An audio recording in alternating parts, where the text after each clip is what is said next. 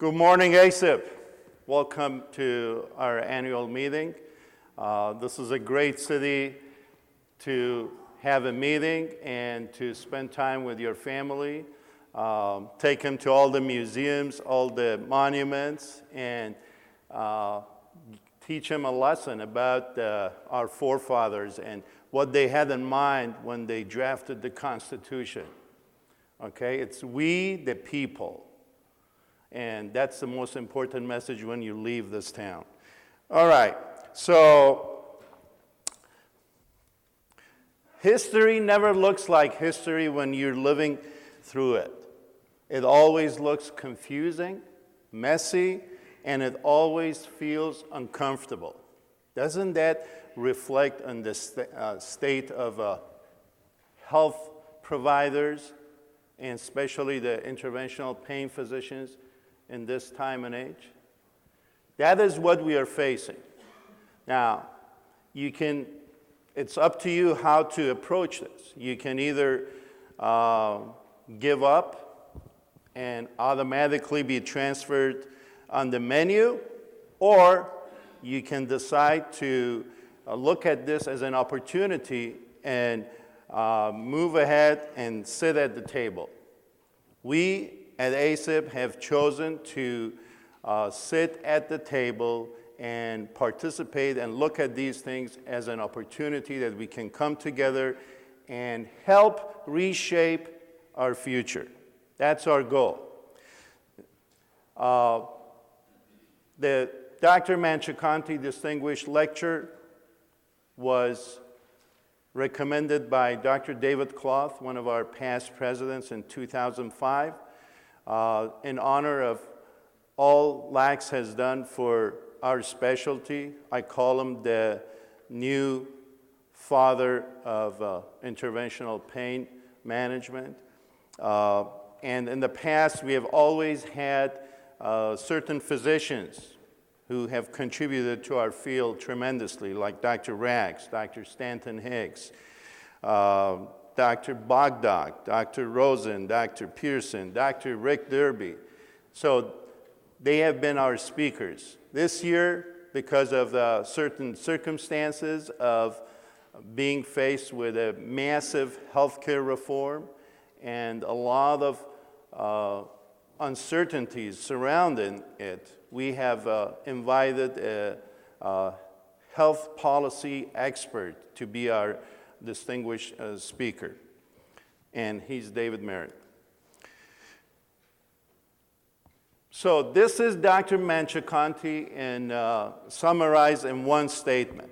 And every time you talk to him, he will not be very impressed with what you say, but he will be very impressed by your hard work and perseverance in following up on projects. But no matter who, nobody can catch him because he's just like an Energizer bunny, and he keeps going and going. How he does it, it's a mystery to all of us, but we can't figure it out, and we can never match it. That's a known fact, so we cannot match him. He's a true believer in what John F. Kennedy said, that ask not what your country can do for you, ask what you can do for your country. And also a firm believer in what Ronald Reagan said, that there is no limit to what a man can do or where he can go if he doesn't mind who gets the credit. And he thinks that the only thing you can take with you when you die is what you give to others. And his life reflects that, whether professionally in medicine or in his personal life. That I will give you a little summary of that. So some of his achievements, I'm going to mention them. I have to, because they are crucial to our existence.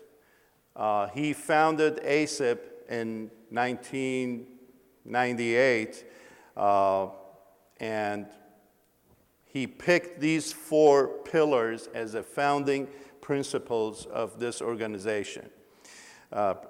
He wanted to preserve interventional pain management. That was the reason why ASIP was founded. He focused on education, research. He embraced the innovation and new treatments. And a major focus of this society has always been fighting fraud and abuse and promoting compliance. And that is reflected in our board certification. That's a requirement to be board certified in interventional pain.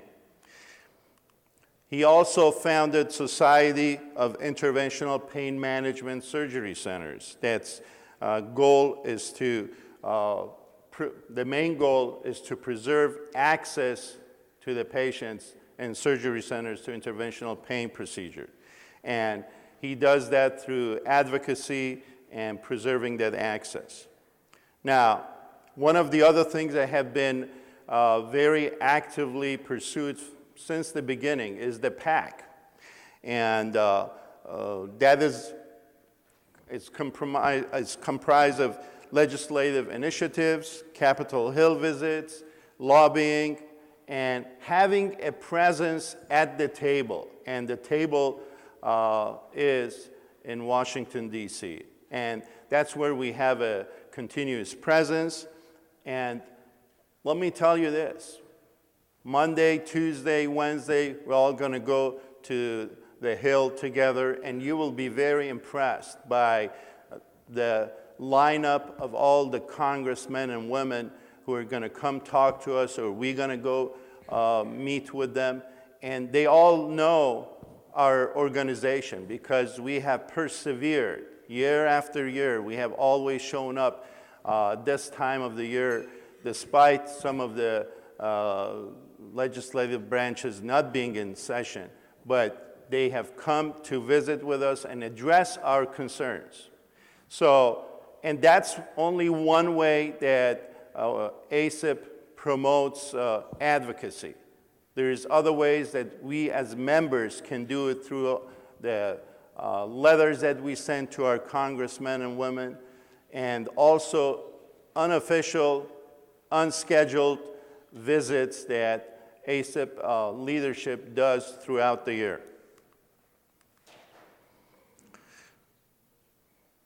So this is our mission statement: to promote the development and practice of safe, high-quality, cost-effective interventional pain medicine techniques for the diagnosis and treatment of pain and related disorders, and to ensure patient access to these interventions. Remember now, when you go to meet with the politicians, you always focus on your demand that patients need to maintain their access to these treatments. So that's the key, that's the buzzword, access, okay? The NUC definition of interventional pain management is here. As you see, it says, no offense to non-physicians, but this is the discipline of medicine devoted to the diagnosis and treatment of pain-related disorders, principally with the application of interventional techniques independently or in conjunction with other modalities of treatments. We are probably the most comprehensive pain management organization that we teach and we promote, we issue guidelines, reviews on pain, from treating pain from head to toe and with or without needles. That's the definition of comprehensive pain management. That doesn't mean that we exclude those who decide to just use the needle or just treat the spine, but our society embraces all who treat pain in a comprehensive fashion. And what is interventional techniques? There's a definition, and that was from a MedPAC report in 2001. Use all these whenever you're meeting with the officials or the leaders of your hospital. Always try to use these definitions so that they have better understanding. Well, a lot of things they said when ACIP was formed in 1998, most of the pundits claimed that none of this could be achieved. But a lot of those impossibles have become a reality. So when you look back, you see that, wow, in 2005, we got interventional pain management, a specialty code by CMS. Those of you who have not changed their specialty code to 09 and are practicing more than 50% of the time in interventional pain, you need to do that. So that happened in 2005, and that was yours. And then interventional pain management, this was the biggest thing that happened at that time, became the 34th specialty to have a chair at the carrier advisory committees. That's huge. So we had a seat at the table again. That's the whole concept. And this was the transmittal that talked about the pain management. There is also another code, if you know, about chronic pain management, which is 72. All right. One of the crown jewels of this society is our journal. I think every member of editorial board should be proud of having a journal with an index factor of 7.793. This is higher than anesthesiology, neurosurgery, pain medicine, any pain-related specialty journal. This has the highest impact factor. This is on PubMed. You can have all the articles free on ACIP's website. And if you have a nice article, a nice research, you want it published fast, we promise that our journal has one of the fastest turnovers as far as getting the articles reviewed and published. So some people complain that Dr. Manchikanti's most of the publications in the past in the journal were by Dr. Manchikanti. And they raise this issue and they think that's a weakness. In our opinion, that's a sign of strength and putting money where your mouth is. Okay? We support, this is our specialty and we like to support it, and this is our journal, this is our voice. So that's what we would like to support. NASPR has been signed into a law since 2005, I believe. And unfortunately, the funding has been an issue, and that will be one of the legislative actions that we will pursue during our visit to the Hill. Okay. In the process, we have also grown up and become a society member at AMA. So we are at all those good old boys club, RUC committee, CPT committee. We have a presence. We have a representative in all of those. We work tirelessly on the reimbursement issues. Every time there is an issue with reimbursement or a policy change, ACIP will be a leader in addressing those. And please, if you come across any policy change, write a letter and we will pursue it. On the website, that's one of your resources. On the website, there is a copy or a sample of letters that has been sent to different insurers, different policymakers, and you can use those to address your reimbursement problems. We always believe one of the best ways to address the quality of patient care is to create a board certification. That has been one of our goals. It's not ABMS member yet, but hopefully in the future we can work on that. So if you have not taken the American Board of Interventional Pain Physicians, I encourage you to get in the process of the examination. It's probably one of the most comprehensive, not one of them, is the only comprehensive interventional pain exam that is out there. As you know, our guidelines have been updated every 2 years. This year we're a little bit behind, but you will get an updated guidelines on opioids and also spinal interventions.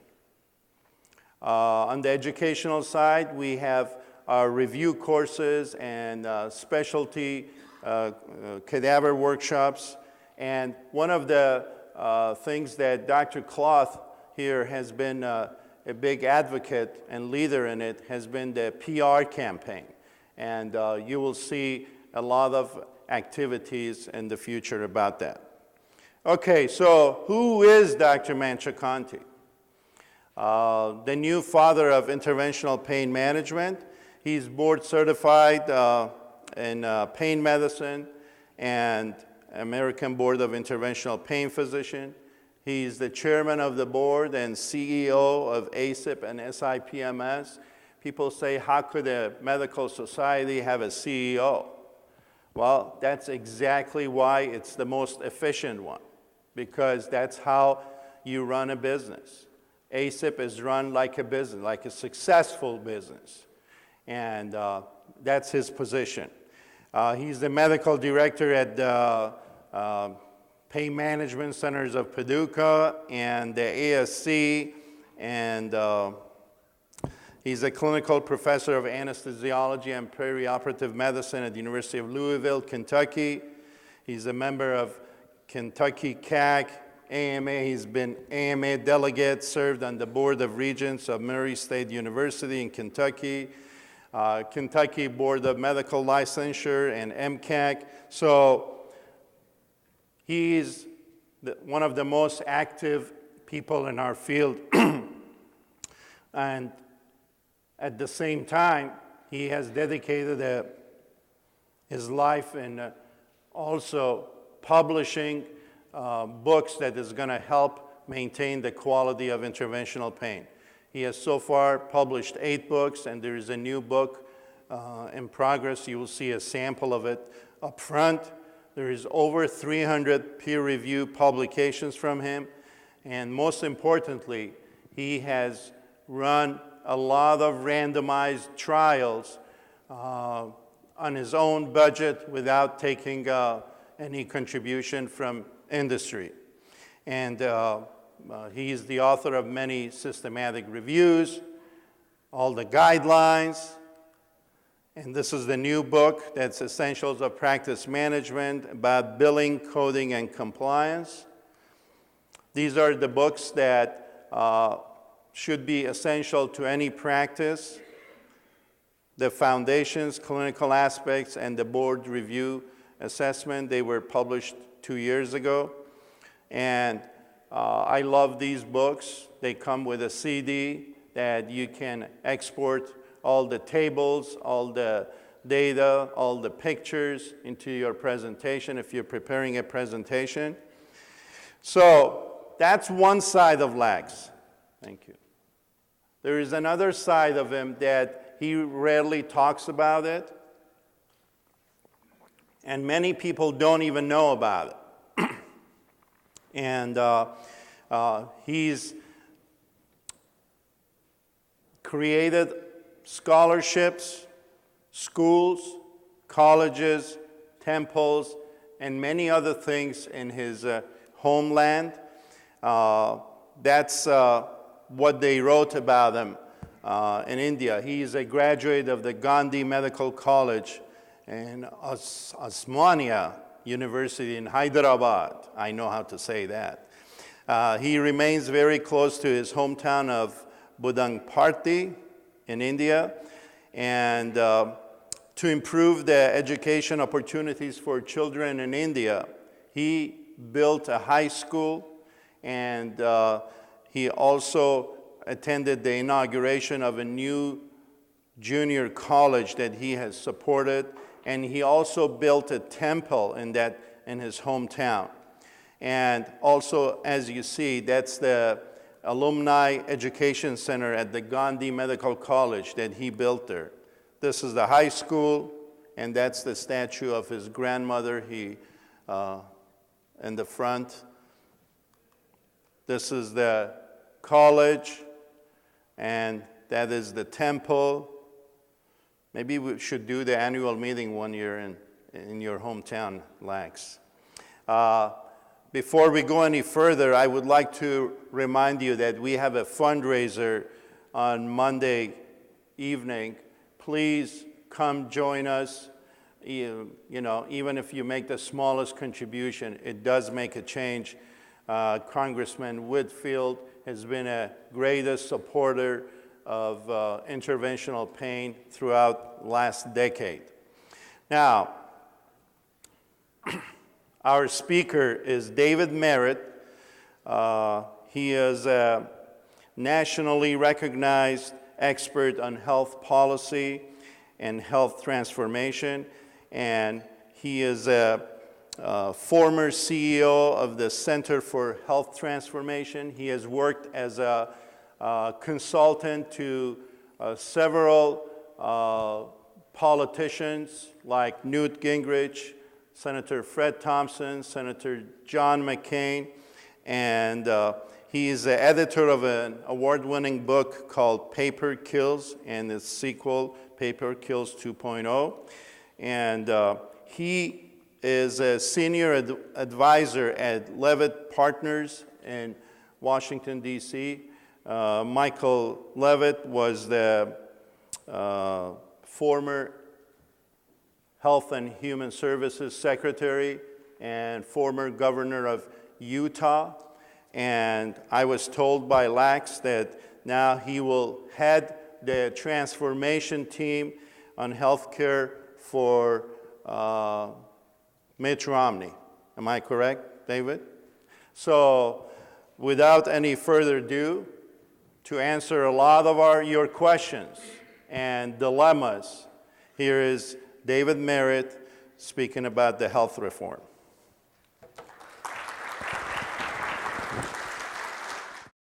All right, well, good morning. It's great to be here. Thank you to ASIP for having me. I was a little embarrassed, I do have to admit, when I saw that list of past speakers for this particular lecture. There were a lot of MDs there. You noticed it was conspicuous that there was no MD behind my name. And I actually get a little nervous talking with docs and providers because you know healthcare so well. You're really the front line. You're healthcare personified. It reminds me of a story of, there was a Johnstown floods. Anyone remember hearing about the Johnstown floods? This is in the late 1800s in Pennsylvania, and it was a huge flood. Up until then, up until recently actually, it was the worst natural disaster in American history. It killed 3,000 people. And so this gentleman survived the Johnstown floods. Harrowing tale, loved to tell people about it. So he spent many years talking about it, and he finally died. He gets up to heaven, and St. Peter asks him, is there something we can do for you? Can we make your stay more comfortable? And this gentleman said, yeah, I would actually like to talk about my experience surviving the Johnstown floods. And St. Peter said, great, well, let me make arrangements, which he did, and he came back and he told this gentleman, hey, good news. I set up assembly for you on cloud C3 tomorrow at 9 o'clock to talk about your experience surviving the floods. He said, but I do want to tell you, there is one catch. Noah is going to be in the audience. And I thought, okay, wait a second. I'm going to be talking about healthcare to a group of 400 doctors. Gotcha. But when we're talking about politics and policy and how that relates to what you do every day, I'm on a little firmer ground. And since we're in D.C., you could probably, and you probably landed in Reagan, you could probably smell the dysfunction when you got off the plane, right, here in D.C. But it has been an interesting couple of years. It's going to be another interesting few weeks as we try and look into our crystal balls about what the Supreme Court is actually going to decide in the next few weeks on the fate of the health reform bill. So what we're going to cover this morning are a few updates on health reform, what's actually been implemented, what's on track to be implemented this year, what's coming down the pike in the coming years. Because one of the scenarios, obviously, is that the Supreme Court will uphold it, the president will be reelected, and health reform will be the law of the land for the foreseeable future. So knowing what it is certainly important. Also, what is the Supreme Court actually reviewing? What are some of the possibilities that they may decide upon? The individual mandate, the requirement to purchase insurance, there are other issues. But there are lots of scenarios on how they may decide that could certainly impact everyone. Also, the elections. You can't come to Washington, D.C. and not talk about politics. And 5 months from now, we are going to have an election. And just to clarify what the doctor said, Mike Leavitt is heading the transition team for Governor Romney. So he's going to be doing a lot of planning on political appointees and regulatory review and everything. So he certainly has a big job ahead of him. But lastly, to look ahead to next year and what may happen, given what the Supreme Court could rule and given what the elections may bring us, 2013 could be a very interesting year, or it could be a continuation of the status quo. So those are the four big areas we'll cover this morning, and I really do want to, at the end, open it up to a dialogue. So if you have questions, concerns, clarifications, I'm happy to answer them. But as I said, starting off with what health reform actually is, I'm sure you've read lots and lots about it. It's been the law of the land for a little more than 2 years. But just to recap really what it is, it's a very interesting slide here. And even though it is true, I helped Senator McCain in his presidential run. I hesitate to call Fred Thompson's effort a campaign, but I did help him, and I spent many years with Newt Gingrich, both as president and CEO of his organization, the Center for Health Transformation, but also as a campaign advisor. And we actually put this together about 2 years ago. We actually printed this thing out, and our team went through the bill, 2,700 pages, and plotted out a timeline. Okay, so we printed this, and in all its glory, it's 10 feet wide by 5 feet high. And we had to make it that large. These little boxes represent every deadline, every requirement, every provision in the law. Some are very minor, others are quite big. But we had to make it this large to fit it all on one single sheet. And what it shows you is every year what the law actually is. So there are nearly 500 of these deadlines. And as I said, some are very small, some is just a report that Congress needs to authorize. Others are like the individual mandate, that's one box on here. Or the state insurance exchanges that open in 2014. That's one box, but these things have thousands and thousands of pages of regulation behind them. So each box represents a huge, huge initiative. But this tells you between 2010 and over the next decade how massive this law is, what impact it will have on the delivery of care, on the covering of care through insurance, and ultimately on what patients access. So just to keep this in mind, it is certainly very, very complex. And just to give you a sense of what some of these things are, as I mentioned, a few of them go into delivery reforms, there's transparency, there's employer reporting, there are mandates and penalties, things on physician-owned hospitals, new taxes, new reports. If you're interested, this is still available. And it does make a nice centerpiece for your living room if you're looking for some nice artwork. There's also another aspect to it, and this actually, I was reminded of this by talking with Lax about single dose files.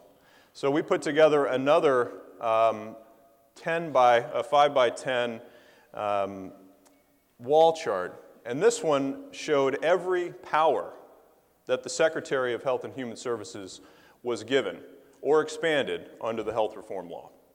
One person has almost 2,000 new and expanded powers. So we went through every power, and so these are all small boxes, and they're They're organized by section of the bill. Some of these, again, fairly minor, others fairly major. Here's a sample of them. My favorite is down on the bottom, the National Health and Nutrition Examination Survey. The Secretary shall develop oral health care components that shall include tooth-level surveillance for inclusion in the National Health and Nutrition Examination Survey.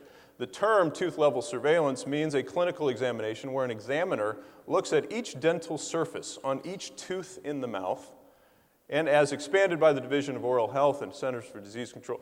Does this sound a little minute and a little too in the weeds for one person who was appointed by the president? I mean, in my mind, I would rather have dentists determining how to examine teeth. And just like the CDC and CMS determining how you administer medication, about how you have to use one vial and waste waste 95% of the dose. It's that level of minutia that the bill often has. So it certainly hits every corner of the industry. But just to review a few of these, and I'm not going to go through all of them, you have the slides in your material. But just to review a few of them, because there have been some significant provisions implemented thus far, though 2014, as you'll see, is the really important year. So the clock is certainly ticking until we get to some of the more well-known provisions. But there have been some changes to the way insurance is provided. Insurers now need to cover certain provisions, certain preventative services free of charge. There are some practices like rescissions that have been prohibited, as well as coverage limits and caps. And the last bullet, that's one of the more popular ones, adult children. That's a quote from the law. Adult children can remain on their parents' health plans until age 26. Though here in DC, that's known as the slacker provision, which many recent grads have come to enjoy. There are several annual fees that have been assessed on industries. The one so far that's been actually implemented is on pharmaceutical manufacturers. As an industry, they pay a couple of $1 billion a year. Insurers, as you'll see, beginning in 2014, have an insurance industry fee of $60 billion. This is literally just a fee on insurance to pull revenue out of the industry and pay for many of the things that are in the law, from the subsidies to the Medicaid expansion and many others. Medical loss ratio was actually a big issue back in 2010. And this basically tells insurance companies how to spend their money. So they all receive premium dollars from us as we pay premiums for our insurance. And medical loss ratio dictates that between 80 and 85% of those premium dollars collected have to go to actual medical care. The smaller bucket, between 15 and 20%, can be used on other things.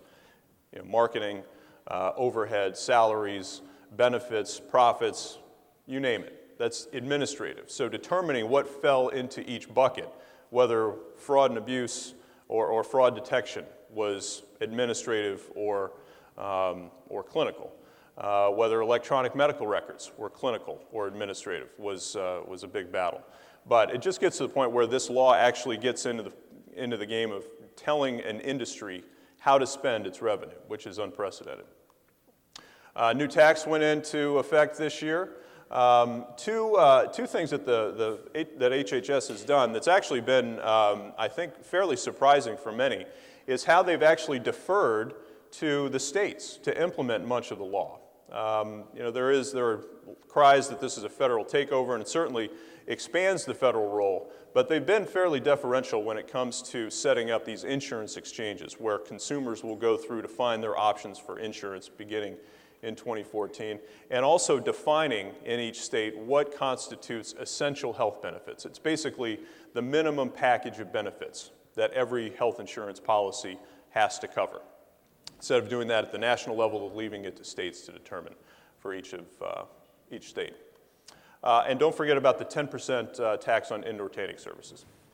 I always find that one so strange because you have to think this bill cost more than $1 trillion, and it just shows you that they were literally looking through the couch cushions on Capitol Hill to find any money that they could find, that they've implemented a 10% tax on indoor tanning services. Only in Washington. But there are some quality-related provisions. Let's face it, I think most of the law was focused on expanding coverage. Very little was done on cost containment, cost control. Some was done on quality, and I think they can plant some seeds that actually could pay dividends over the years. But I wouldn't call it a high priority in the law. But there are many programs that they implemented. Value-based purchasing is something that Secretary Leavitt placed a high priority on when he was there. They try and equalize and incentivize primary care physicians. The one that, on this list at least, that has received the most news coverage has been the bottom one. And I notice you have a session or a luncheon on that tomorrow around the Accountable Care Organization demonstration project. And this basically tries to incentivize physicians to better coordinate care among community providers. There are lots of reimbursement cuts. There are changes to payment. There's bundle payment pilots where they pay for an episode of care rather than each individual piece of it. There is a Physician Compare website. Everyone is probably aware of Hospital Compare, but coming next year there is Physician Compare, which should scare the bejesus out of many of you if you're a physician, where over time they're going to be adding more and more quality outcomes and quality measures that consumers can actually see. I think starting next year it'll probably be fairly elementary information, but over time that will grow where consumers will have more information on the performance and cost of physicians. So 2014, as I mentioned, is the big year. That's when coverage for pre-existing conditions comes online. That's when the subsidies are available. That's when Medicaid is expanded. That's when community rating for premium determination comes online. And two of those are provisions that we'll focus on when we talk about the Supreme Court, the pre-existing conditions and community ratings.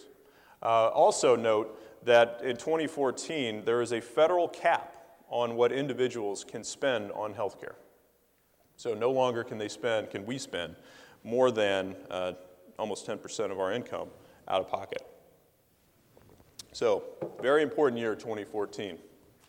There are also pay cuts. That's when the industry fee on insurers comes online.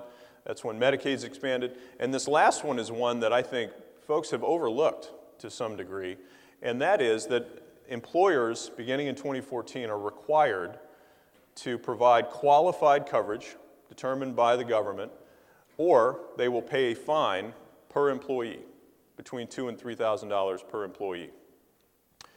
And this is important because employers are not mandated to do it. Like the individual mandate says, we have to do it or pay a fine or a tax. Here, you can have a choice whether you want to offer qualified benefits or not, but if you don't, you're going to pay between $2,000 and $3,000 per employee. So you think of a company like Verizon, you think of AT&T, Coca-Cola, huge companies. If they have one person that is eligible for a subsidy and goes out and actually uses that subsidy, every employee for every employee, they'll be fined between $2,000 and $3,000. Some of these companies have 200,000, 300,000 employees. There was actually a hearing a couple of years ago, I think it was in 2010, when the House Energy and Commerce Committee was looking at this, and AT&T had already been running the numbers. How much do we spend annually on health benefits? And it was about $4.7 billion for nearly 200,000 employees. They ran the math and said, okay, let's multiply our employees times 2,000 and see what we come up with. It was about $1 billion.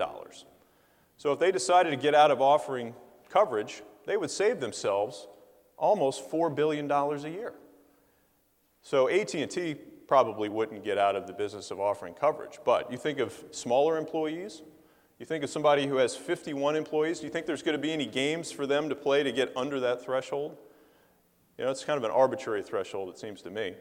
But that's going to be a huge, huge issue because they are basically incentivized to get out of the business of providing health benefits, which is, up until now, we've had an employer-sponsored system.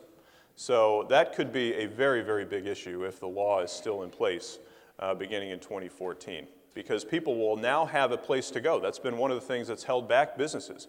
There is no place for their employees to go if they don't offer coverage.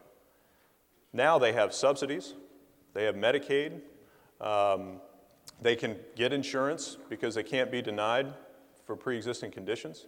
Their premiums will be fairly low because they'll be rated across the community and not underwritten based upon an individual.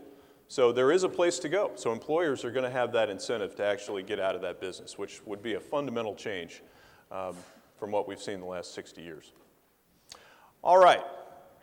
So that's what's at stake. That's what's at stake here before the Supreme Court. And when the lawsuits were filed shortly after passage of the law, or the signing of the law, many folks thought, there's nothing to this. These are just conservatives run amok. They're just fighting this because they don't like it. And to a certain degree, that's probably true. But there are also legal reasons why lawsuits were filed against the law. So there were 4 things that the Supreme Court heard in oral arguments about 2 months ago. And they actually had longer oral arguments on this issue than they've had on any case in the last 100 years. So this tells you how important even the Supreme Court understands that this is a critically important issue facing our country. So they looked at 4 things. First is something called the Anti-Injunction Act.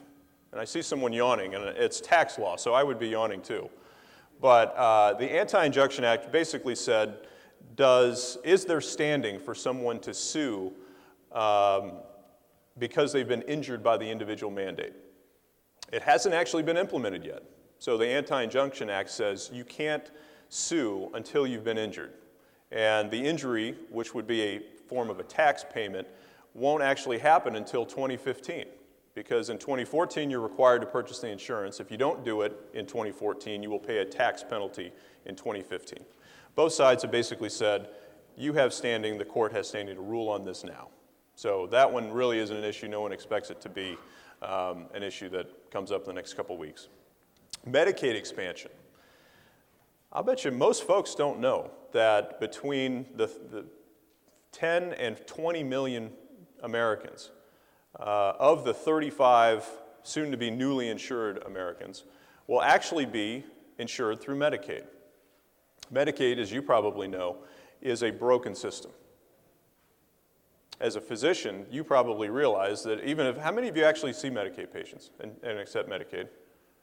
More than I thought, actually. The rates for Medicaid reimbursement are about 60% of commercial rates. It's been a problem for a long time. Access to Medicaid benefits are fantastic, but actually finding physicians and facilities that take it has been a chronic problem for those on the program.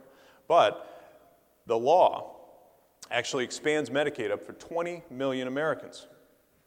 So states can no longer play with the eligibility as they see fit. It's actually raised federal minimum of 133% of the federal poverty rate. Anyone is eligible for it.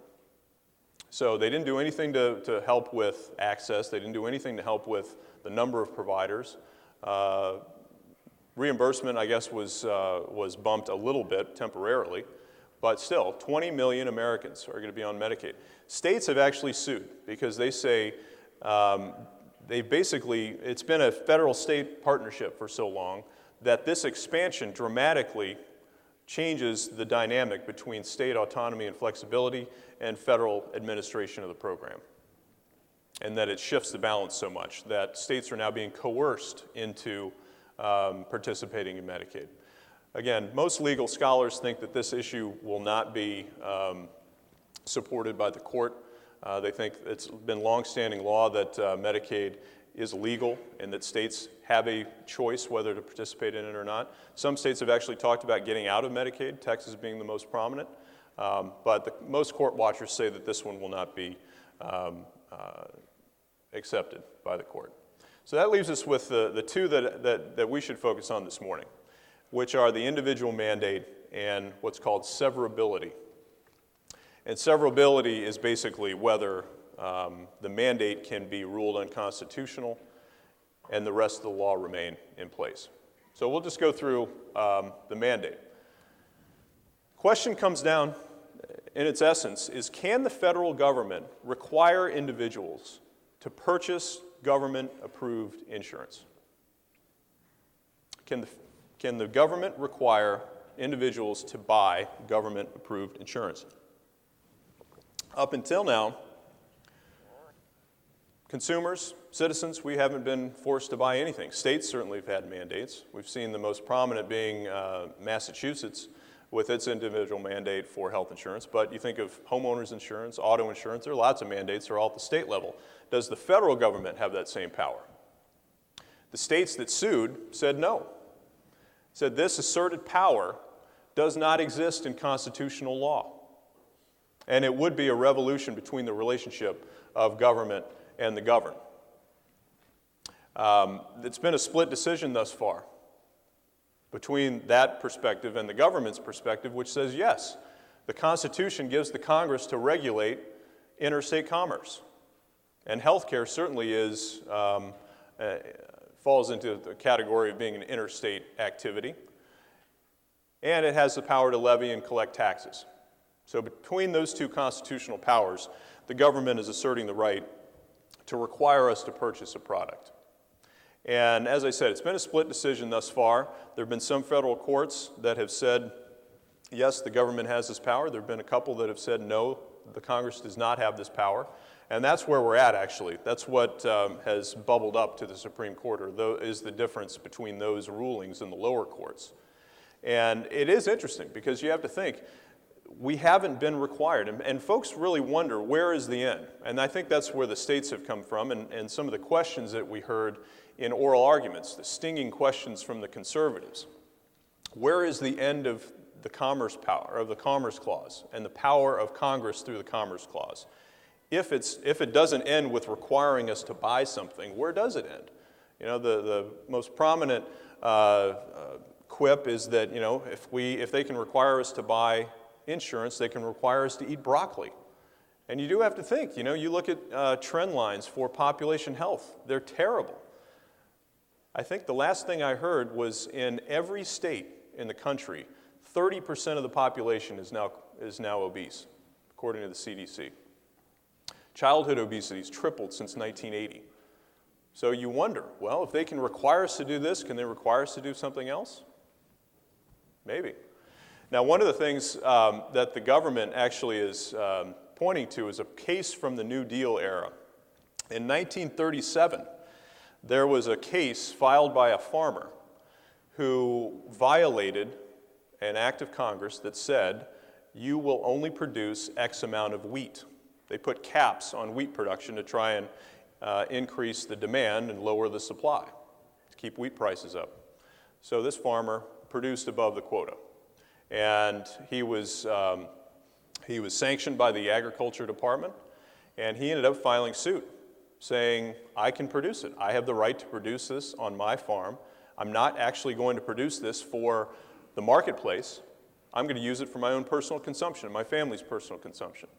Back then, the Supreme Court actually ruled that the government had the right to force him to destroy the extra wheat that he had produced, even though he wasn't going to put it into the marketplace. And they justified that because of their power to regulate interstate commerce. But the interesting thing was, they were regulating an activity. So he had produced the wheat, and they were telling him that he could not use it. He had to destroy it, because his activity actually influenced somehow the rest of the marketplace. In this case, the states point to that same precedent and say, wait a second, you're actually requiring someone to do something. Because if you don't purchase insurance, that's an inactivity. How can you regulate inactivity as interstate commerce? Commerce means you're doing something. When you don't purchase insurance, you're not doing something. So that's what really comes down to at the court for the constitutionality of the individual mandate. Interesting stuff. Severability is not quite as interesting, but it's certainly as important. And what severability basically says, if the court finds that the individual mandate is unconstitutional, can the rest of the law function without it? Is the mandate severable from the rest of the law? The government says, yes, it is severable. That means you can take a piece of the law and rule it unconstitutional, but the rest of the law can stand. The states say, no, the mandate is necessary to make all of those other provisions work. Now, I would not go that far to say the mandate makes every provision work. Do you think the mandate makes that tooth-level surveillance provision work? Probably not. Does it make ACOs work? No. But does it make a lot of the insurance provisions work? Absolutely. Absolutely. It's basically, I've heard a great analogy, that it's like wheels in a clock. And the individual mandate is like the biggest cog in that wheel. And you have a couple of other ones that have to work along with it. So if the mandate is there and it's turning lots of other pieces. A couple of the most important, and I mentioned them before, are what's called guaranteed issue and community rating. And that's what the government says. They say basically on severability, yes, the mandate is severable, but community rating and guaranteed issue are so integral to the mandate that those two have to go if the mandate is declared unconstitutional. Now, those two provisions, guaranteed issue basically says, requires insurance companies to cover individuals with pre-existing conditions in the individual and small group insurance markets. So now, if an individual wants an individual policy, they're underwritten based on their own health status, their own health history. And if they've had cancer, if they've had congestive heart failure, if they've had depression, whatever it might be, those obviously increase the cost of insuring that person because they're probably going to be utilizing services related to those that can be very expensive. So their policies are often incredibly expensive. What guaranteed issue says is you can no longer underwrite based on individual health status. You have to cover those pre-existing conditions. And community rating works with it because it says you're not going to underwrite on that individual and determine their policy based on that individual. You're going to determine policies for a wide geographic area. The health of the community is going to determine what everybody pays in premiums. So no longer is the person with a pre-existing condition going to pay or have a quote of $30,000 for an insurance policy, and the young, healthy person is going to have an insurance policy of $2,000 a year. Community rating is going to equalize those. So it might be $10,000. I'm just throwing it out there. It's going to raise costs for young and healthy, or just healthy, and it's going to lower costs for people who are sick. The key is the mandate. The mandate says everybody, young and healthy, sick, frail, elderly, whoever, has to be in the insurance pool together. That's why they're mandating healthy, young individuals to purchase insurance, because they can at least equalize the insurance pool where you're spreading the risk among more people. I mean, let's face it, insurance works because you have healthy people paying premiums, not using services, sick people paying premiums but using services. These people subsidize the coverage and the delivery and utilization that everyone else needs when they need to see a doctor. So the mandate, guaranteed issue, community rating, all work together. So the government's saying, if you take out the mandate, you got to take out these other two. The states are saying, you take out the mandate, you have to take out everything. And interestingly, if you remember, when the Senate bill was passed, you remember when it was passed? Christmas Eve, 2009.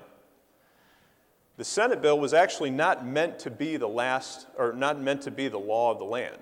The House had already passed a bill, Senate passed their bill. They were going to go to conference, iron out some differences, create a new bill, send that new bill back to the House and Senate. They voted on it, the president would sign it. If you remember, in January of 2010, Scott Brown was elected senator in Massachusetts, and he became the 41st Republican in the Senate. That was so big as far as politics goes, because what he did is he prevented the Democrats from ramming through whatever they wanted in the Senate. They had 60 votes up until that point, which means they could get over filibusters, they could get over procedural hurdles that the Republicans were trying to throw.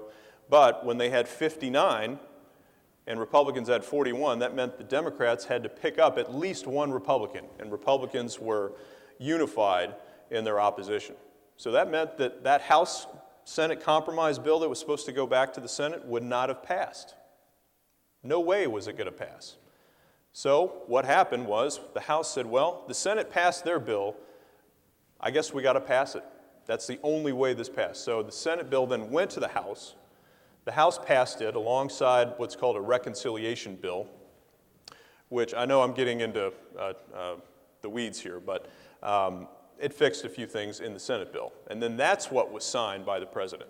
So the Senate bill was almost like a placeholder. It wasn't intended to be the law of the land, but that's what we got. The reason I mention that is because one of the key things the Supreme Court is looking at now related to severability is the fact that the Senate bill did not have boilerplate language that every bill that passes Congress usually has. And it's related to severability. It says, if one part of this law is declared unconstitutional, the rest of the law can remain. Usually that's in every other bill. It's boilerplate language. It's like fine print on a contract. They didn't include it. It was a drafting oversight, a drafting error, because they were frantically trying to get this thing passed. They knew it wasn't really going to be the law. They could clean it up afterward. Lo and behold, Scott Brown is in the Senate, and that's what they're left with. That's come back to haunt them, obviously, because the question is now, if the mandate is declared unconstitutional, can you take it out? The law itself is silent on it. It says, it doesn't say anything about whether one piece is unconstitutional, the rest of it stands. So there's an open question on whether the rest of the law can stand. Now, what precedent says, according to the court, there was a case about 30 years ago. It was a small financial services case, and basically it had the same kind of background where a law was passed, a provision was found unconstitutional, didn't have severability language, but the court said it doesn't really matter that it doesn't have severability language. We're going to rule that the rest of the law can stand. Now, what people, at least what the opponents of law are saying, is that in that case, the provision that was found unconstitutional was fairly minor. It didn't even affect the rest of the law. What's different here is that the mandate is, I think, central. Not to everything, but it's central certainly to the insurance components of it. So knowing that, between the mandate and the severability clauses, what are the possible outcomes? Well, as I said before, the law could be upheld. Conventional wisdom actually going into the court was that, why are conservatives wasting their time doing this? There was even talk about picking up Justice Antonin Scalia. And if anyone is a court watcher, or at least follows it a little, Scalia is by far, well, maybe not by far with Clarence Thomas, but he is a purist when it comes to the Constitution. This guy is as consistent as you will find as far as his interpretation of power and federal power, separations of power, everything. So they were even talking about picking him up based on something that he had written in a previous case. They were talking about getting Justice Roberts, or Chief Justice Roberts. So they were talking about a 7-2 decision. But after oral arguments, I think the conventional wisdom is this law is in trouble. But there certainly is the possibility that Justice Kennedy, who's the perennial swing vote, could side with the 4 more liberal justices. And I think if you saw during oral arguments or if you read about it, there was that ideological split.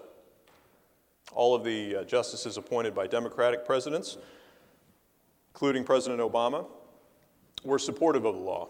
All the conservatives seem to be adamantly opposed to it, including Justice Kennedy, but he's been a swing vote before. In fact, the one that people point to the most is his past decisions going back to the 1980s on abortion. He was a pro-life justice and judge. But when he had the chance in 1992, the first time that Roe v. Wade came up in a serious way before the court that could have been stripped or struck down, Justice Kennedy actually voted in favor of Roe v. Wade, even though his questions and oral arguments and all of the things that he had said before led you to believe that he would have voted to strike it down. So people wonder whether he'll do the same thing this time around. So it's possible the law is upheld. It's also possible that the entire law is thrown out. As I said before, there's questions around the constitutionality of the mandate. There's questions around whether the rest of the law can stand without it. A purist would say, look, if you have the heart of the law that is declared unconstitutional and there's no severability language, you leave no choice but to strike down the whole thing. It's possible. It's also possible that the mandate is struck down along with those two key provisions that the government, the federal government, is asking the court to strike down if the mandate is out. Guaranteed issue and community rating. So you could have the heart and soul of the law struck down. Or the last possibility is that the mandate alone is struck. So look at these four possibilities. These are leading possibilities. Look at the four leading possibilities. Only one has the law upheld. 3 out of the 4 have a scenario where something is struck down, ruled unconstitutional. So we're going to have some chaos no matter how they rule because, let's just go through them. So let's say the law is upheld. What does that mean? It means that implementation continues. We can go back to the wall charts. I should pull those up again. It means all 500 of those programs. It means all 2,000 powers. All 2,700 pages continue. There have been a lot of states, governors and legislatures, that have refused to do anything really related to the health reform law because they've waited to see what the Supreme Court has said. The most prominent example is on insurance exchanges. These are the portals in 2014 where consumers can go through to find their insurance options, see what they're eligible for subsidies, see what benefits will be covered. Lots of states have said, look, we're not moving on these things at all. There have been a few that have said, we refuse to implement anything, even if it's ruled constitutional and the law continues. Governor Scott in Florida and Governor Jindal in Louisiana are two of the more prominent opponents. They've said, we're not moving on insurance exchanges at all, because states are empowered to create these. The catch is, though, if a state doesn't do it, the federal government will come in and set it up for them, which in my mind, if you're Governor Scott or Governor Jindal, I would rather have a small bit of say in my destiny rather than abdicating it to the federal government. But that's very contentious, at least within conservative circles. But there have been other states that have said, look, we're not going to spend all the money and the planning and the time to put into exchanges, and then the court comes along, strikes down the whole law, and we're out the money. And we wasted our time. So Governor Christie, for instance, he just vetoed a bill that the legislature had sent him on creating an exchange. But in his veto message, he basically said, or at least inferred, that if the court rules that the law is constitutional, we may start implementing it on our own. Remains to be seen. But many states will start to move in that direction anyway. But you think about the political weapon that the law was in 2010 and could be in 2012 if the law is upheld. It's striking that the parallels between the health reform law and prescription drug coverage in 2003. If you remember, it was a huge battle. President Bush passed with a Republican Congress the prescription drug bill, Part D bill. In 2004, when they were up for re-election, they didn't talk anything about it because it was unpopular. And why it was unpopular, I don't know, but they were giving seniors drug coverage. I figured it would be something to run on. They didn't run on it at all because it was fairly unpopular, it was cumbersome, and blah, blah, blah. Same thing's happening now. You don't hear the president talking about this much. When asked, he'll talk about it. Democrats in Congress and candidates aren't out there talking about it, even though it does provide lots of protections and subsidies, et cetera, for citizens to get. It's probably because the public has been steadfastly opposed to this. You look at any poll. In fact, there was a poll, a CBS New York Times poll that came out the other day that said 58% of Americans want the law struck down by the court. Interestingly, they also support covering pre-existing conditions by a 2-to-1 margin. So I don't know if it's a disconnect. Supreme Court strikes it down. Covering pre-existing conditions is gone. But it was a political weapon in 2010. The Tea Party rode that wave of discontent and opposition, and they will certainly try and do it again, because if you think about it, if the law survives the court, there's only one more chance for it to be struck down. And that's through the election process and then going back into the legislative process for Congress to do something to take it. In 2013, before all those provisions come online in 2013, before they come online in 2014. So it certainly raises the stakes for the November elections. I would probably give this a 30% chance. Anthony Kennedy has surprised everybody before. But you have to look at what, if you remember watching CNN the day of the oral argument, or the first day of the oral arguments, Jeffrey Toobin, does anyone remember what Jeffrey Toobin said? He came out, and he was a supporter of the law, is a supporter of the law, and was saying, why are we wasting our time with this? He came out after oral arguments and said this was a train wreck for the federal government because 5 conservatives were staunchly against it, at least based on their comments. So I don't think that it's the most likely chance, but I do think it's a fairly significant chance compared to most of the other scenarios that it is possible. Second scenario, the entire law is overturned. What does that mean for health care? Well, it means the law never existed. It means we are winding the clock back to March 22nd, 2010, when there was no Patient Protection and Affordable Care Act. And if anyone is a fan of the book 1984 by George Orwell, they have a piece in there called The Memory Hole, where if Big Brother has something that they decreed or some projection that they put out there, and then it doesn't come to pass or it changes, they put the original into the memory hole and it wipes it out and it creates a new reality. That's actually what we have if the whole law is struck down. None of the provisions that have been implemented, the slacker provision, that's gone. Covering preventative services, that's gone. Closing the donut hole for seniors with rebates is gone. ACOs, those are gone, at least the statutory authority. So they're all gone. We go back to 2010, 2009, and that wasn't 2009 great? The system was working perfectly. We're going to be left with the status quo of back then, which everybody knows was broken.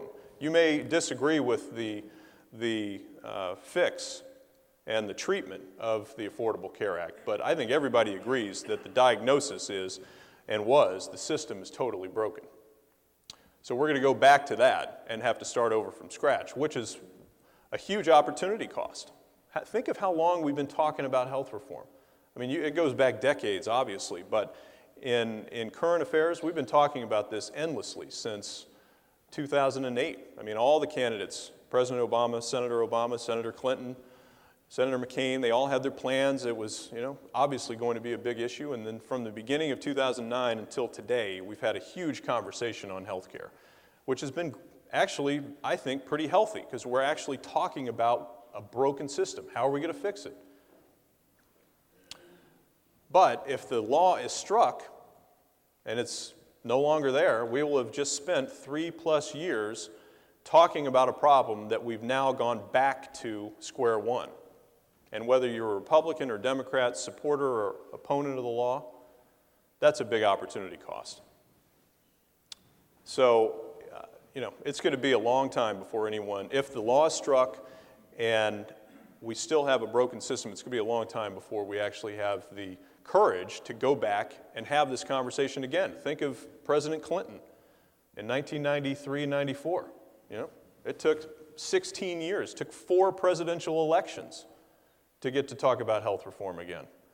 Think of if this law is struck, 2028, by the time we get to talking about health reform again, that would be scary. But on a more tactical level, the lawsuits that would be unleashed would be unbelievable. So at Leavitt Partners, we put together these tabletops, we call them. They're basically scenario planning sessions. They war game out various things. We've looked at the development of exchanges. We've looked at fee-for-service and transitioning from fee-for-service to something that's risk-based or outcomes-based or performance-based. We've looked at a lot of issues. We actually looked at the Supreme Court and looked through some of these scenarios. One of the participants was a general counsel at Health and Human Services. This guy knows his stuff. And when we started talking about this scenario, he said, think of the lawsuits that are going to come. All of the reimbursement cuts that have been on the books thus far.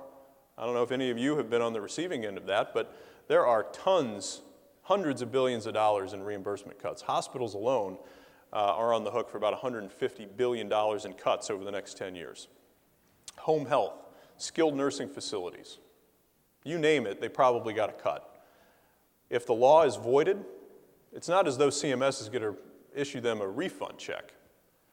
They're going to have to actually sue the federal government to recover that money because they will have been injured by a law that was declared unconstitutional. Think of the pharmaceutical industry. As I pointed out, they've already paid more than $5 billion in industry fees. They would have to sue to get that back. The federal government could actually come after and try and recover money. Think of all the grants they've given to states. Think of all the grants they've given and all the money they've given to nonprofits and others for various programs that they're creating and participating in. The feds could come and try and recover their money. And then somebody would countersue to say they can't get it. It would be a total mess. So even for someone who obviously is not a huge fan of the law, it would be a significant scenario if the entire law is overturned, and not a good one.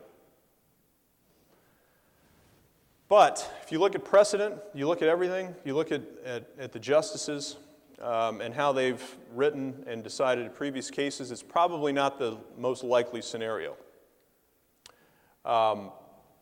They've been fairly deferential to Congress because conservatives, if they're fairly pure, they respect the separation of powers. And if they're a strict reader of the law with that severability clause, they may strike it down. But if they look at precedent that says, well, there is some case law that says we don't have to toss the whole thing, it remains to be seen how they rule. But I think the conventional wisdom is that it's not the most likely, but there still is a chance. Third issue is if you throw out the mandate, taking the government's request and throwing out guaranteed issue and community rating. Interesting thing, Justice Scalia, I don't know if you listened to the oral arguments, he basically said that would constitute a violation of the Eighth Amendment. And the Eighth Amendment is cruel and unusual punishment if the justices had to go through the law and decide what's connected to the mandate.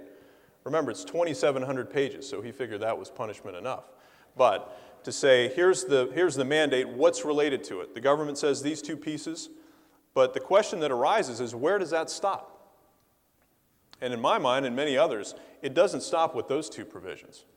The mandate actually touches and reaches these and more. So determining a subsidy is founded upon having everybody in that insurance pool, right? It also touches essential benefits because the mandate, remember, is requiring individuals to purchase a product, but the law also states what that product is with essential benefits. It also impacts the employer penalties because employers are going to be told what to offer. And if they don't offer it, they have to pay a penalty. The preventive benefits are all mandated. And anything related to insurance coverage in this law seems to somehow tie back to the mandate. And let's face it, the law was founded upon expanding coverage. So if the mandate goes, it touches a huge number of things. So interestingly, even though I think the conventional wisdom was if the mandate struck, an insurance market can't really work without those two provisions, community rating and guaranteed issue, of course they'll throw them out. Well, but if you look at it from a legal perspective, go back to what Justice Scalia said. Do you really want the court to go in and decide what's related to an insurance requirement and what isn't? I mean, I certainly wouldn't want 5 justices deciding how an insurance market's going to work. And I don't think, since these are conservative justices, they typically restrain themselves, judicial restraint being the buzzword now. And typically they take a fairly strict reading of the law and would say that is an area for Congress to figure out. That's not our place to go through and decide how an insurance market's going to work without a mandate. So I think precedent says there's been actually no precedent where a law was struck down or a provision of a law was struck down and the court went in and decided what was attached to it. It's never happened before. So most people think it won't happen this time, and I agree with them. Which actually brings us to the last scenario, which I think is the most likely scenario. And that is that the mandate by itself will be found unconstitutional. You just look at the questions, you look at precedent, you look at everything. It kind of leads you to this determination, into this conclusion. So what happens if the mandate is pulled? Well, it will have a pretty dramatic effect on the market. Because the way that the insurance provisions work is that you have basically two markets. You have individual and small group, and then you have large group. So more employer coverage, large employer. Individual and small group, highly regulated. That's where the provisions for guaranteed issue and community rating are applied. If the mandate is there and those two provisions if the mandate isn't there and those two are still left, that means insurance companies are going to have to provide care to individuals who have lots of chronic disease, can sign up for a policy whenever they want, they can't deny them. They will only collect a certain amount in premiums because, again, it's going to be equalized among the community. So they are going to take a bath covering the individual and small group market. They're going to lose their shirt. What happens in the large group market in that case? You guys know about cost shifting fairly well, I think, between commercial insurance, Medicare, and Medicaid. It's going to happen in this market as well. Insurers are going to lose a ton of money in the individual and small group market, and they're going to have to make up for it in the relatively unregulated market, where there isn't guaranteed issue and community rating. It's going to explode costs in the large group employer market. That doesn't sound like a very rosy picture, particularly on a beautiful Saturday morning. So what happens? How can we prevent that from happening? Because you have to think, if the court strikes down the mandate, they're going to kick it back to Congress and the administration to figure out, which is what I think will happen. Will they try and delay to try and find a compromise and some way to fill the hole? Maybe. They could try. Some people say, though, that the administration would be loath to delay implementation at all because they want this thing to take effect as soon as possible. They want the benefits out there as soon as possible. It's like planting a seed. You know, they want it to grow as quickly as possible, and by delaying it, it gives the opposition more time to come in and try and muck up the works. So they may not delay it. And there are also requirements in the law itself that these provisions have to take effect at certain times, mostly in 2014. Legislative solution, do you think that Republicans are going to try and help the president out of this bind? Is there anyone who thinks Republicans will try and help the president out of this bind? They're not going to lift a finger to help him. So if he's reelected and you have the law in place but no mandate, they're going to just let it ride. They're going to say, have fun with that. Try and figure it out. Brings us to what Justice Kennedy, I just think based on what he's written, what he said, his view of the separation of powers and the role of government, I can't for the life of me see him saying, yes, the Congress has the power to require us to buy a product, because it's the slippery slope. That's what the court always looks at. How could this be used in the future? You know, they're looking at a court case from the New Deal on wheat production. You know, that was 80 years ago, and they're citing that. So 80 years from now, we could be talking about this particular case and what they decided. So Justice Kennedy, I think, will not set the precedent for the federal government to really have almost unlimited power through the Commerce Clause. So I think this is what's going to happen. That brings us to politics, because if that is the scenario that plays out, there is going to have to be some kind of approach to fix it. Because as I said, I think that really would happen between the small and individual group markets and the commercial markets. We would have an explosion of costs. And employers are already hemorrhaging under, and even in your own businesses, you probably know that. So somebody's going to have to fix it, and that brings us to the elections. Who's going to be there to try and fix it? The House of Representatives, the Republicans have about a 30-seat majority. Democrats would have to pick up an unprecedented, at least as far as presidents running for re-election, unprecedented number of seats to take control. So Republicans are likely to hold. The Senate is where all the action has occurred, both with passing the bill and with what I think will be an effort to fix it. Currently, Democrats have a majority, a 3-seat majority. For them, though, they have a huge mountain to climb, because if you think back to 2006 and what happened in President Bush's second midterm elections, he lost the House, he lost the Senate. We had Speaker Pelosi, Majority Leader Reid. They had a huge tsunami in 2006. They're now defending all of those Senate seats that they picked up.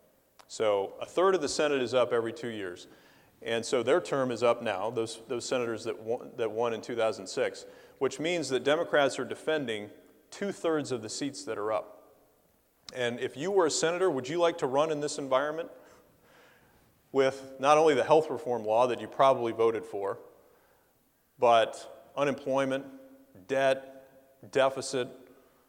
You know, you look at the environment, the political environment for someone to run, and it is really tough. So to be an incumbent running is going to be very difficult.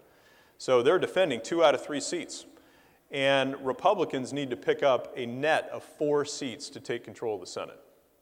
And if you look at the toss-ups right now, there are 7 toss-ups: Nevada, Missouri, a couple of other ones, obviously 7 of them. Democrats are defending 5 of those. That means they not only have to win all of the safe seats, they have to win almost every single one of their toss-ups. Virginia's another one, where we are now.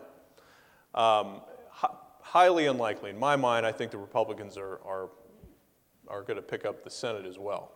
So it leads us to what happens with the presidential race. It's possible that the president will win. It's a very tight race. It's unlikely that the Republicans would take the Senate and the president would run re-election.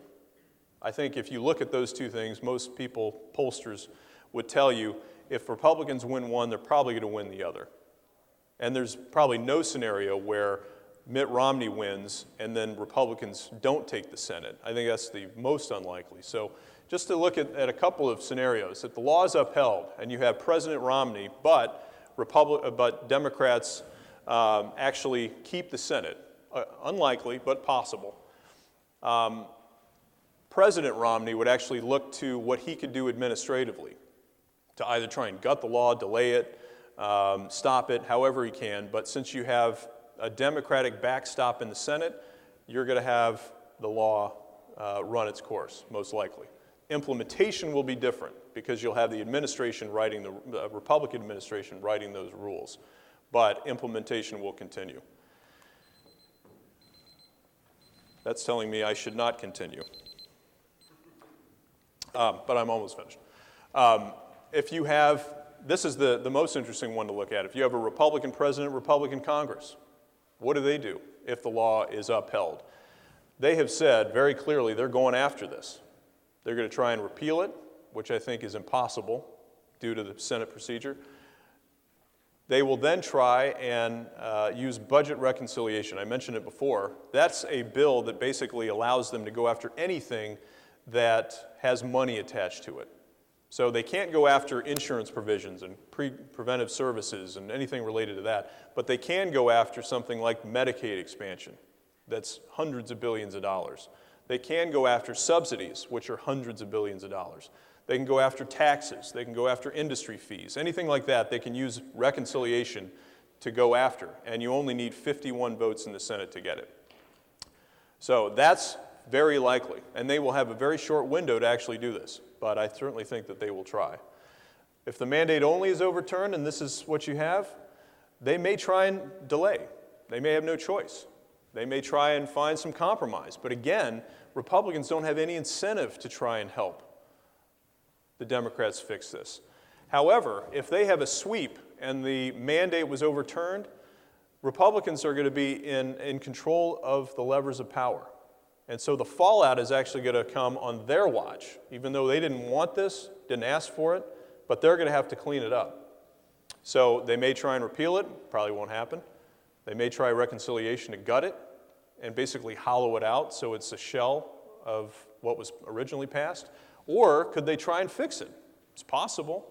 Not likely, but it's possible. So you have lots of interesting things happening here in Washington. I think the key takeaways are that the fate of the law really is at stake. Over the next, you might even be in town when the Supreme Court rules.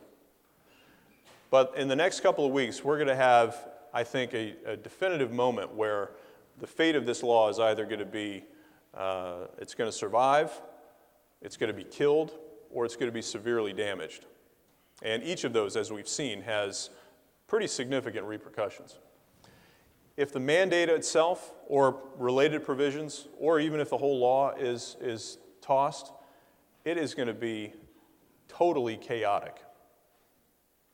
So you think the waters have been choppy thus far, it's going to be incredibly choppy. And unfortunately, we're sitting here and we're on the receiving end of it. So very little that we can do. We can certainly talk to our representatives like the previous folks were talking about. You can certainly try and influence it, but at the end of the day, we're sitting here and we just have to almost wait and see what happens, which is unfortunate. But it certainly is a fascinating year. You have not only the court, you have the elections, presidential election no less, and at the end of the year, they have what's called Taxmageddon. Has anyone been following this one? It's when the Bush tax cuts expire. It's when the Social Security or the payroll tax cut expires. We have a debt ceiling vote coming up again, probably early next year. Sequestration of those automatic cuts that were included in the last debt ceiling deal. All those SGR, you guys are facing a 30% Medicare cut on January 1. That's going to be a fix of tens of billions of dollars. So you have all those things coming to a head at the end of this year. Throw in the fact that they may have to try and fix the health reform law. It's just a fascinating, if you're a political junkie like me, this is great stuff. I'd pay tickets to see this. But at the end of the day, you're the ones who are on the front lines, which is unfortunate that you have to deal with this stuff. And this has nothing to do with delivering care. Now, that's another area that I've spent a lot of time on, the delivery of care and health IT and some other things. This stuff is so foreign. There's no partisanship in how you deliver care, right? We know that system's broken. We should be focusing on fixing that rather than going back and trying to clean up the mess from previously. So with that, I'll give my official disclaimer and welcome any questions you might have.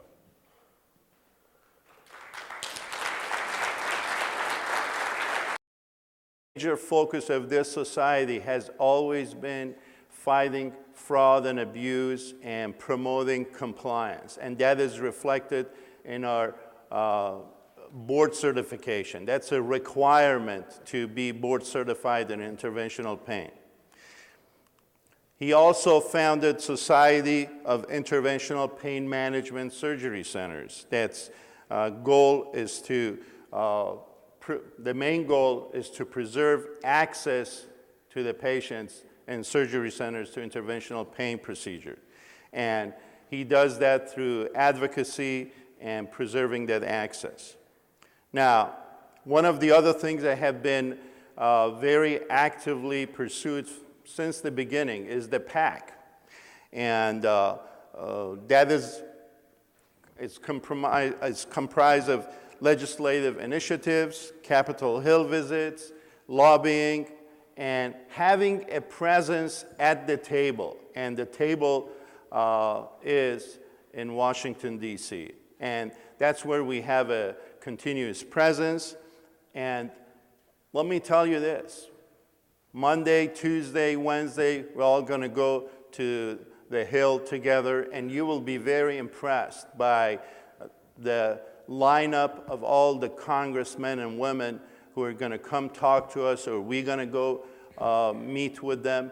And they all know our organization because we have persevered year after year. We have always shown up this time of the year, despite some of the legislative branches not being in session.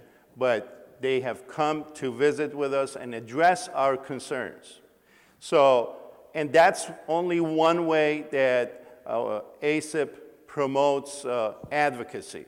There's other ways that we as members can do it through the letters that we send to our congressmen and women, and also unofficial, unscheduled visits that ASIP leadership does throughout the year.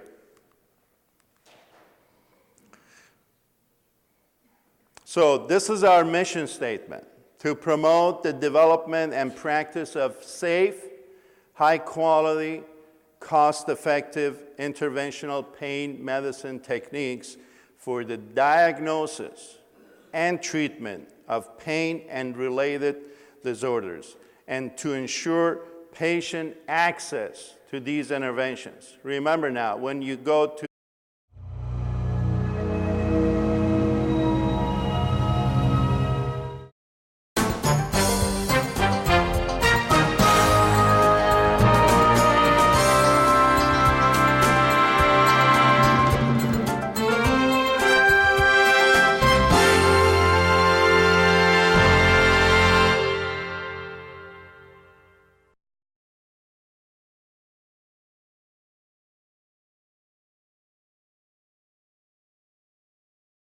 Good morning, ASIP. Welcome to our annual meeting. This is a great city to have a meeting and to spend time with your family. Take them to all the museums, all the monuments, and teach them a lesson about our forefathers and what they had in mind when they drafted the Constitution. Okay, it's we the people. And that's the most important message when you leave this town. All right, so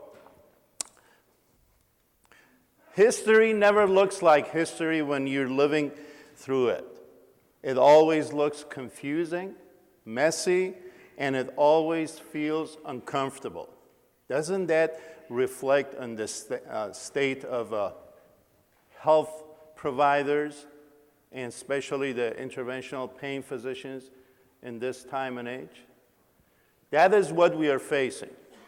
Now, it's up to you how to approach this. You can either give up and automatically be transferred on the menu, or you can decide to look at this as an opportunity and move ahead and sit at the table. We at ASIP have chosen to sit at the table and participate and look at these things as an opportunity that we can come together and help reshape our future. That's our goal. The Dr. Manchikanti Distinguished Lecture was recommended by Dr. David Cloth, one of our past presidents, in 2005. In honor of all Lax has done for our specialty. I call him the new father of interventional pain management. And in the past, we have always had certain physicians to meet with the politicians. You always focus on your demand that patients need to maintain their access to these treatments. So that's the key, that's the buzzword, access, okay? The NUC definition of interventional pain management is here. As you see, it says, no offense to non-physicians, but this is the discipline of medicine devoted to the diagnosis and treatment of pain-related disorders, principally with the application of interventional techniques independently or in conjunction with other modalities of treatments.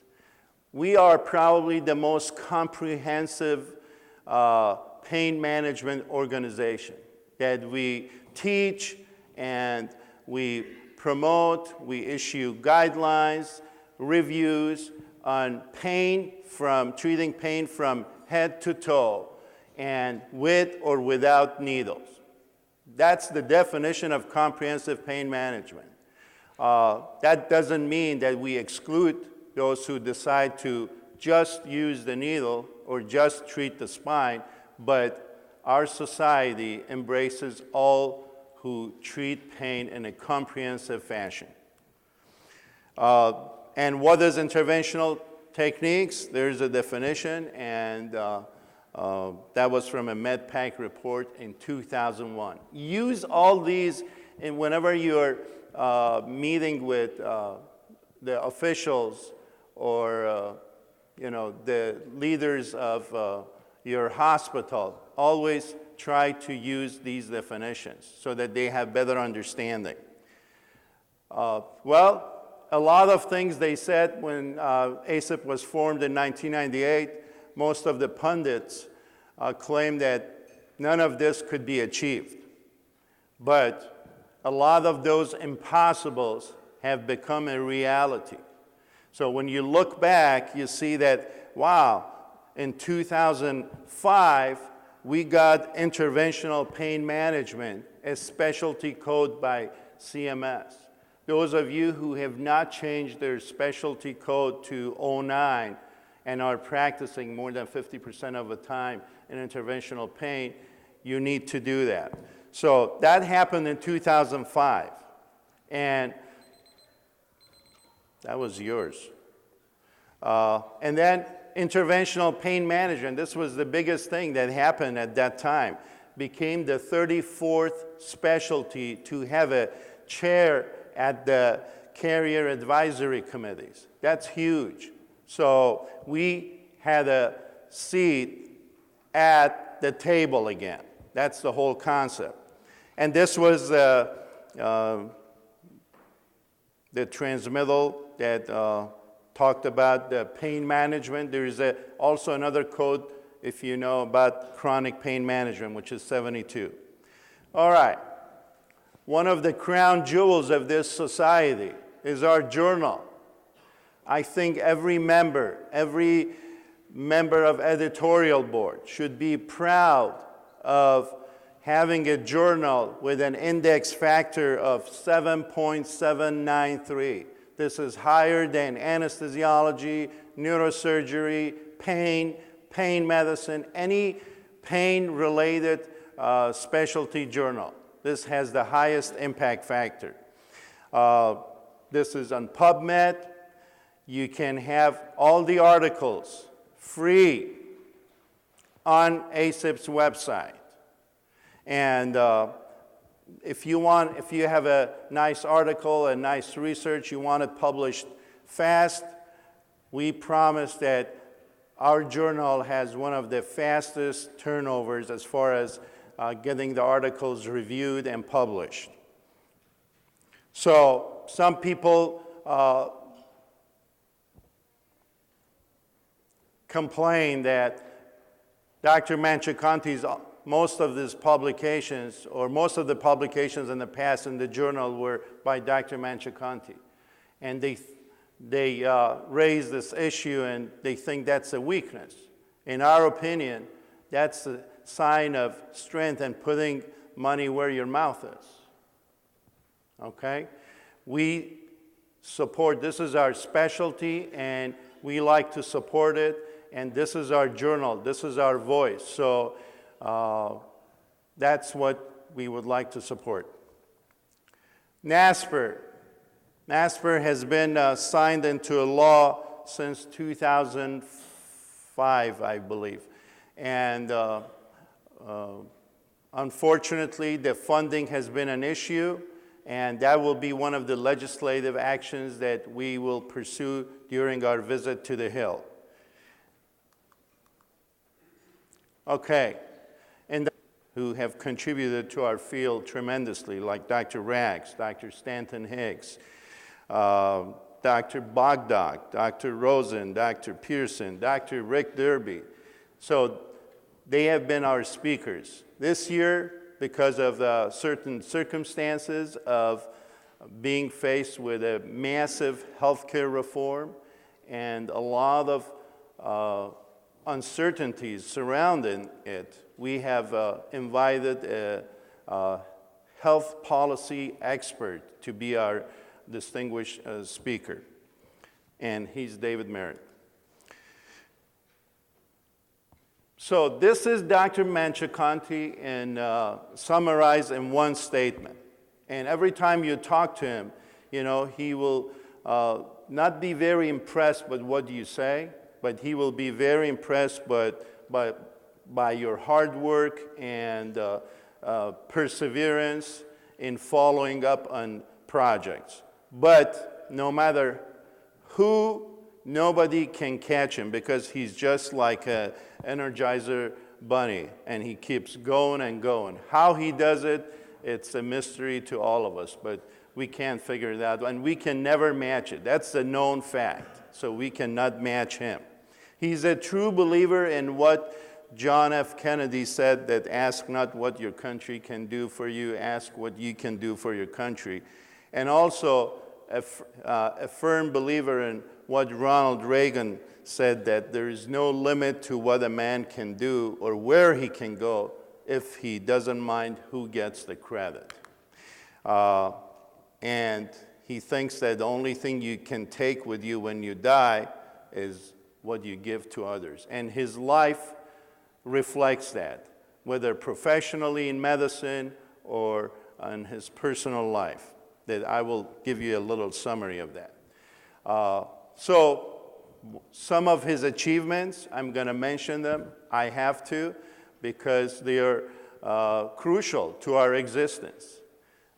He founded ASIP in 1998, and he picked these 4 pillars as the founding principles of this organization. He wanted to preserve interventional pain management. That was the reason why ASIP was founded. He focused on education, research. He embraced the innovation and new treatments, and a major